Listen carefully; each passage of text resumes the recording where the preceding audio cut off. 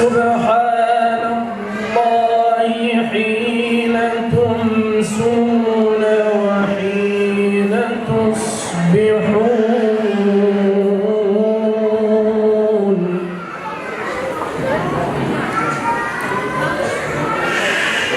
وله الحمد في السماوات والأرض وعشيا وحين تظهرون يخرج الحي من الميت ويخرج الميت من الحي ويحيي الأرض بعد موتها يخرج الحي من الميت ويخرج الميت من الحي ويحيي الأرض بعد موتها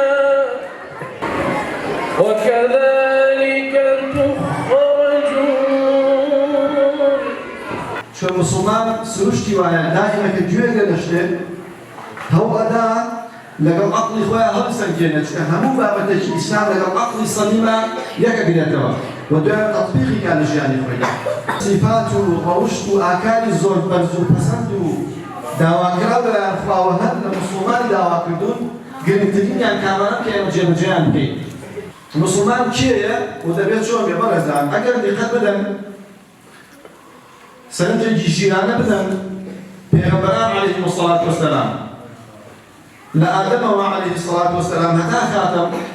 همونا خوا سبحانه وتعالى بو يك هدف نابوني بو يك آمان همو پیغمبران عليهم الصلاة والسلام أمش أويك بو أوهاتون كإنسان مروف وك مروف بجيل الدنيا مروف يعني هالشي بنام الآسمانية كان همو ضوء الزحمة وخدمتي كبرنا عليه الصلاة والسلام بو أمكوا كان مروف كان إنسان كان وك إنسان بجيل نكبك حيوان. بسم الله الرحمن الرحيم ام عاتنكو كومالي دادگری اسلامی هم صالح لسین بکرنوی ام کمپینا چند سالانه که ام کمپینا جوبار اکینو بو هوی نزبو یکم اماج لئما نزیک بینوی او عائله خزانه کردانه یک لولات بریتانیا اجین و هر وها خالی دوم درست کردنی جوی کی ایمانی و چالاکی بو خزانه کان و هر وها بو مناله کان و هر وها شار زابون و اگادر کردنوی مناله کان لو عادت و کلتور اسلامی که او کوی امنتوی کرد همانا لیرا مناله کان ازان یا عائله کردکان ازانن که آوان کسی کی وان لیک کسی کی دابراو نبن لکو ملگاکیا و هر وها ابیت هوکاری گورینوی ایدیو بیرو بوچن لنیوان خزانه کانا و هر وها نزیک بینوی خزانه کان لیکتری زیاتر و لم کمپینای اما کسالانه دروسی اکین سالانی پیشوتر عشان عائله کی کم بجداری اکر تقریبا نزیک 60 عائله بنام صار الحمد لله سپاس بخوای گورا مجموعه کی زورتر عائله بجداری کردو اما کو بشی خوشکان دوری کی سرکی من هلم کمپینانا و کو دروس کردنی کوبنوی خوشکان نزیک بینوی لخوشکان یکتری هر خوشکک جاری و های یارمتی کی پیوسته هر شتی کی اوت لانجامی پرسیار ولام و نزیک بینوی یکتری ابینه هو کاری یارمتی دانی یکتری و خوشکان. السلام عليكم ورحمة الله وبركاته. من نام يعقوبة من كوري كارزان مو من جلمان استروهاتو من زو خوش حال ببينيني أمهم كردان لم شوينا من شام بوهم كردان بينو بيشتد و اگر منالك بانجليزي خصبكا بيالن بانجليزي خصمكا بكردي خوان خصبكا انجليزي زماني بيغانيا كرديش زماني خومانا من لفطافته زوزو حدنيتي لبري هاوري تازن دوزي وشهند يكي لا هاوري مدوزي هو كبشتر لقوم مابول نادر سيكدا وام كامبيناش باشين كامبين بو قدرشتم بايد كواتل النوري حكمو لسر اونلاين من هاورا كام نبينو بيشتر بلام استا ليرا بيني ومن واوهمو كردل شوادور ما خوای گەورە زۆر ئاگادارمانە بێ ئینشاءالله. الحمد لله رب العالمين الرحمن الرحيم مالك يوم الدين إياك نعبد وإياك نستعين اهدنا الصراط المستقيم صراط الذين أنعمت عليهم غير المغضوب عليهم ولا الضالين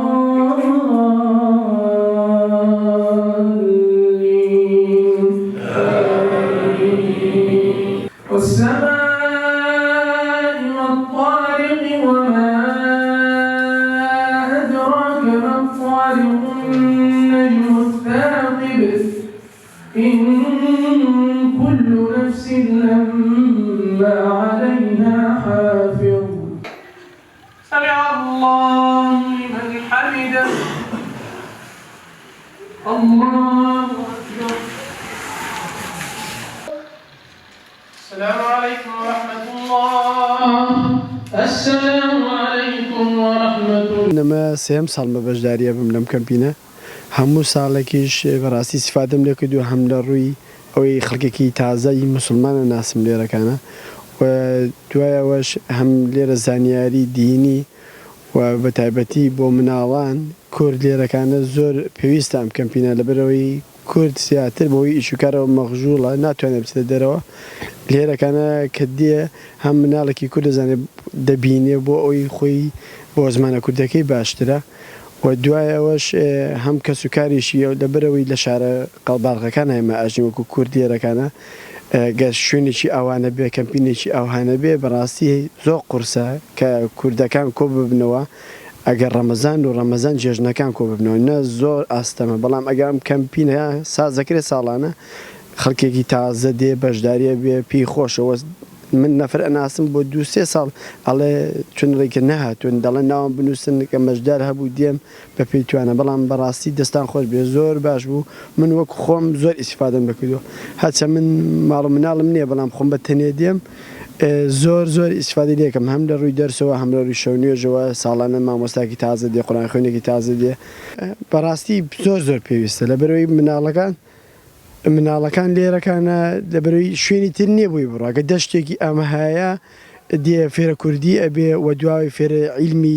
زانستی شەرعی ئەبێ وتارە هەیە بۆ مناڵ بۆ ئافرەت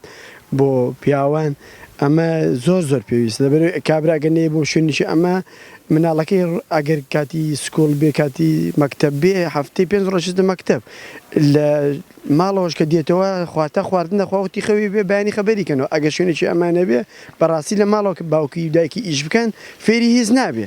فێر ئینگلیزەکە بێ ماوەیەکی کوردەکەشی بیرێتێتەوە معنای لێرە زۆر باشە کابراایەک دە فێرە کوردیە بێ مناڵەکانی فێرە کوردیە بێ فێر کەرتوری کوردیە بێ ئەوەی کە دێ بۆ خۆی بەجلی کوردی ئەگۆڕێ لەگەڵ کوردەکانە بە کوردی تەعاملەکە بەڕاستی زۆر پێویستە بە تایبەتی بۆ عایلەکان کە لێرەکانە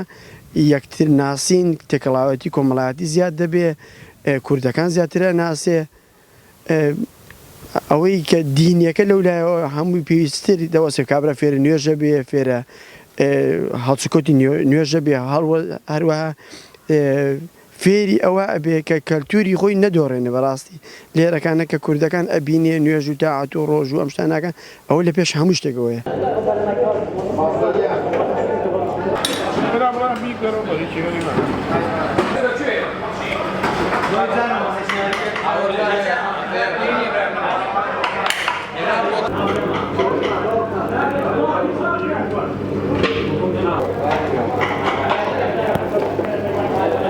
پێشەشی بە خێراتتان دەکەم خی گەورە پاداشی خێتان باتەوەی کە لەم ستافەیە ئێمە هەموو ساڵێک ئەم کەمپیناکەین ئەم کەمپینە بۆ ئەوەیە کە ئیشوکاری خۆمانی تیا بکەینەوە وام برا بە ڕێزانی کە لێرە ئیشەکەن هەمووی لە پشت ئەم هەموو خەڵکەوە کە خزمەتیان دەکەن خی گەورە پاداشی هەموو لایەکیان باتەوە و ئەم کەمپینە الحەمدولله ئەم ساڵ بە گەورەترین شێوە کرا و سەرکەوتوو بوو وی خی گەورەش ڕەحم بە هەموو لایەکمانکە و ئیش و کارەکانمان لێ وەرگرێ الحەمدولله خواردنێرە کە دابینەکرێت لەلایەن شەیفەوە دابینەکرێت الحەمدولله زۆر بەڕێک و بەچی دابین کراوە و هیچ کەم و کوڕێکی نییە و بە باشترین کوالەتیش دابینەکرێت الحەمدولله هەموو ساڵێک ئەم خواردنە مەجموعەیە گەنجی بەڕێز و خۆشەویست و لە پشت ئەم خواردن دروستکردنەوە خوا گەورە پاداش هەموو لایەکان باتەوە و سەرکەوتوو بن و شتێکەوە شک و گومانی تیان نیە خواردی کوردەواری لێرە باشتر و چاکترە هەموو ساڵ ئێمە خواردنی کوردەواری دروست دەکەین وە برنج و شلە وە گۆشت وە مریشک و ئەو شتانە وە خەڵکیش تامەزوێ ئەو خواردنەیە چونکە ئێمە ڕاستە لە ئەوروپاژین بەڵام خواردنی ئەوان بۆ ئێمە وەکو تامی کوردستان نییە بەڵام ئێمە الحەمدولیلا بە تامی کوردستان و بە شێوەی کوردستان خواردنانە دروست دەکەین کە بۆتە ڕەزامەندی هەموو لایەک.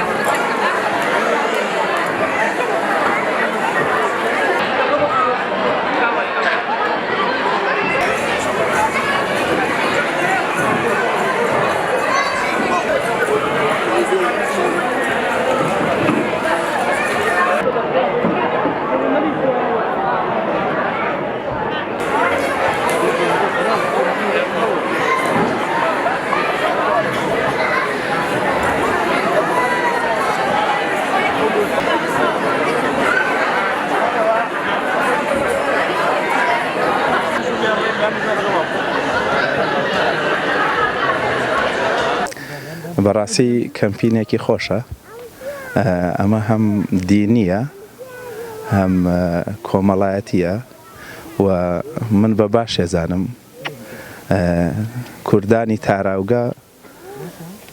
لە هەج وڵاتێ بن لە هەج شارێ بن کەمپینی ئاوا ڕێکەکەن گەشت و گوزاری ئاوا ڕێکەکەن هەم ئایلەکان لە نزیکەوەیە کە بینن ساڵانە بێ تەمەەن ماگانە تۆزێ قورسە ئاوا کۆبیتۆ ئەمە ئەم کەمپینە چەند ساڵێکە بەردەوامە سوپاسی برایانی کۆمەڵی هەندەرانەکەین ئەم بۆنەیان ڕێخستووە زەرورە بە تایبەت بۆ ئایلەکان ئەوانەی کە ئایلن زگوردیش بەشداری کردووە بەس باشتر وایە ئایلەکان لە هەر شارێکن ئەمانە ساڵانە دووبارە بێتەوە و دەستخۆشیان لێکەین و من بە شتێکی باشێزانم کە ساڵانە ئەکرێ یعنی ئێستا برای وایتایە بڵێم لەو پەڕی بەریتانیاوە هاتووە بۆ ئێرە من پار بینیومە ئیمساڵ کە بینیومە تۆ خۆشحاڵ بووم بە بینینی ئەمە ئاسانکاریەکی بۆ دروست کردووە کە ئایلەکان کۆبنەوە لە یەک و یەک ببین و جەوێکی خۆش بوو ئەم سێ ڕۆژەی کە بە یەکۆین بیبێنە سەر تەمان دلوبەری کوردەواری سوپاس بەخوا شتێکە کە هەمومان هەمانە بیپۆشین باشە و تەفاومکردن ئاشنابوون منەمانە بە زەرور ێزانم لەم کەمپینانە ئایلەکان بۆ یەکی بەردەسەکەن بەڕاستی ئێستا وەکو ئاماژەم پێکرد ئەو ئایلانەی کە بینیومە لە شارە جیاوازەکان و هاتوون زۆربەی ئیشی هەبووە عوزری هەبووە بەڵام ئافرم بۆ ئەو کەسەی ئەم هەلەی قواسۆتەوە و ئیش و کار و یعنی هەنێ موعید و موعیدکاری هەیە نەیکردووە بە بیانووی ئەوەی کە ئەم هەلە لە دەست بە ئەمە شتێکی باشە کۆبوونەوەی باشە و ساڵانە کەس لە دەستینەیە و بەشدار بن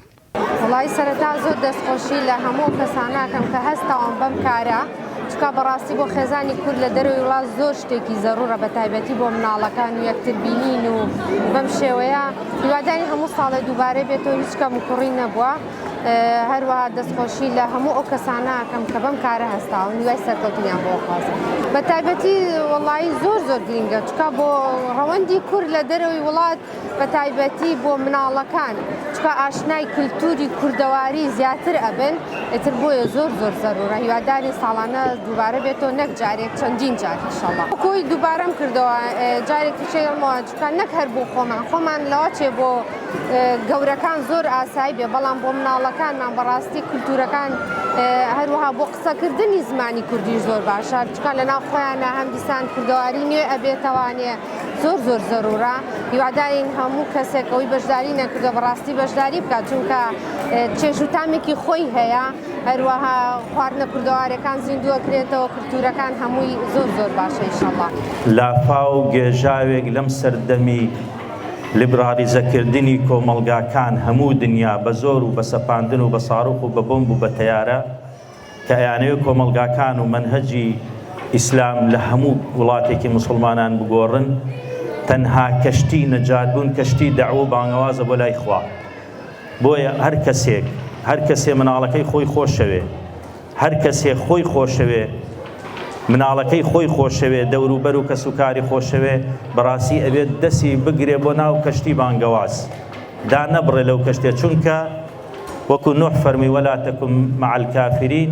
لەگەڵ خەڵکی بێبڕوامە بە چونکە لەو کەشتێ دابەزی ئەکەوێتە ناو گێژا و لافاوی بێدینکردن و لە خشتە بردننی خەڵک. گۆڕینی قەناعەت یاسایەک بێت لە ژیانی خۆتانە ئەگەر ئاوا نمونونەکە بێنمەوە هەر کەسێ نوێژی جەماعەتی لەلا قورسە هەر کەسێک قورئان خوێندنی لەلا قورسە هەر کەسێک مانەوەی لە دوای نوێژ بۆ زیکرەکان لە لای قورسە هەر کەسێک بێخەمە لەوەی لێرە ساڵین جەماعەتەکەین مشکلەی نییە جەماعەت بکانێکە ئەمە پێویستی بەوەیە هەرێکێ لە ئێمە مێنتاڵەتی خۆمان عەقڵی خۆمان بگۆڕین ئەیترە ئەو شتانە ئاسانە بێ لە لامان.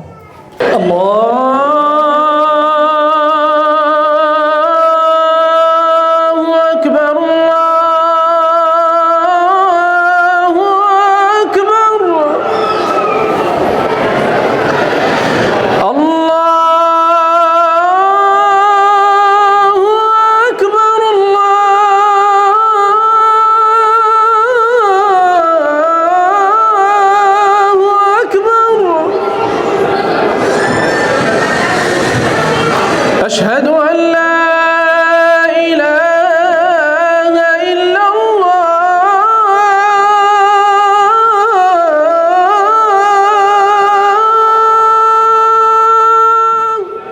کاروان حاجی ڕەسوولە لە شاری بێرمیگام دەژیم تقریبا 3 ساعات بۆ 3 ساعات 20 دقیقەمان بڕیوە تا گەشتونی ئێرە بەشداریکردنمان لەو کەمپینە بۆ ناسینی زیاتر خەڵکی ترە نزیکە من بۆ 8 ساڵ 9 ساڵ دەبێ تقریبا 7 ساڵ بزەبت نازانم چەند ساڵ دەبێ بەشدارم بەس 8 ساڵێک کرابێت من بەشدارم دوایەوەش کەمپینێکی زۆر خۆشە بەڕاستی خەڵکی تر دەبینی تۆ کە بچی بۆ شارێکی تر دەچی بەس میوانی یەک نەفەرەکە بەس لێرە کوانە چەندەها خەڵکی جیاواز دەبینی شاری تر خێزان پێکینان نزیکەی 5 ساڵ دەبێت خوای گەورە سێ مناڵی پێ بەخشیوین خوای گەورە بیبەخشی بەو کەسانەش کەنیانەوەی هەشیانە خوای گەورە بۆیان ساڵح کات باشتر وە لەو کەمپینە بەشدار بی بەهۆی ئەوەی تێکەڵ بی لەگەڵ عایلەی کورد بۆ زمانیان باشە بۆ یەکتر ناسین کەلتور لەبیر نەکردنی یەکترە تێکەڵاویە زۆر گۆشەگیر نابی یاخوتەر خەریکی ئیش و کار نابی زۆر خۆشانی شتێکی بەڕاستی ئەمن پێم باشە کە ساڵانە لە جارێک زیاتر بێ باشترە ئەگەر خەڵک بۆی بکرێت. من ناوم سیدرا لە UK لە نیوکاسڵ هاتوومە. من ناوم نورە لە ستۆکتن هاتوومە.